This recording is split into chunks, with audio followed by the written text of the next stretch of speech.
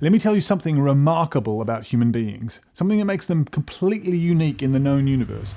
It's also the thing that has set us on a path to civilization. It's not that we make tools or art or play backgammon because other primates play games, use sticks and can paint abstract art. No. The remarkable thing we can do is create a form of narrative architecture that helps us to navigate the future together. We can tell stories. And not just bedtime fairy tales, but highly motivating stories of organisation that have allowed enormous numbers of perfect strangers to feel connected in all sorts of common causes. Our first stories were likely born around the campfires of prehistory, and you might wonder how that could possibly be connected to making video in the 21st century, but video is merely the huddled fireplace of today's world. A common story could be a brand like Disney or Nike that wants you to experience something. It could be a charity like Oxfam that wants to affect change in the developing world. Or it could be strangers connected by the common story of simply belonging to the same nation. We are surrounded by stories that feel as real as concrete, but are actually just figments of our collective campfires. What I'm about to tell you may already have heard of if you're a fan of Yuval Noah Harari, The Tale of the Humble Bee as described in his original #1 bestseller, Sapiens.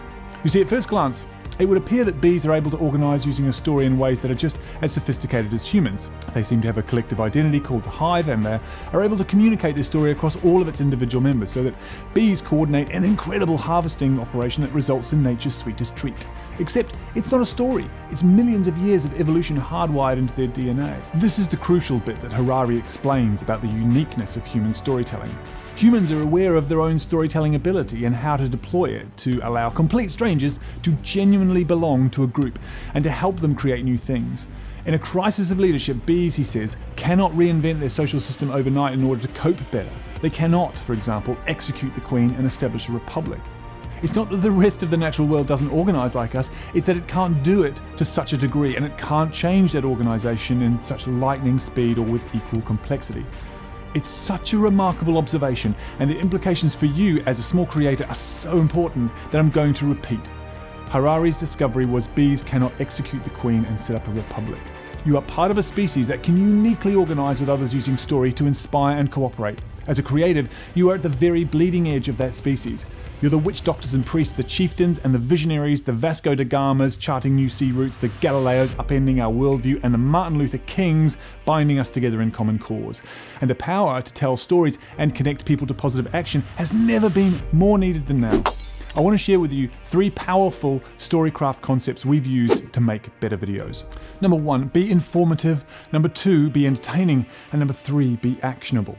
Let's break those down and imagine some of the things an ancient witch doctor would and wouldn't do on a video today. Being informative. A witch doctor would begin quickly. She would start by defining a problem clearly. That may involve her instincts, or it may involve her interpretation of evidence she's gathered from speaking to everyone during the day. But she understands her audience's problem. She doesn't begin with some long-winded personal introduction explaining the reason she's qualified to explain the problem, nor does she try to make the story longer just to help with the campfire algorithms. She dives straight in, relating it back to them as confirmation that she understands them. She also defines the problem in a new way so her audience feels that it's new information. It never is, but humans crave new information, so it's really important to make sure your story begins with a definition of the problem you want to discuss that feels fresh.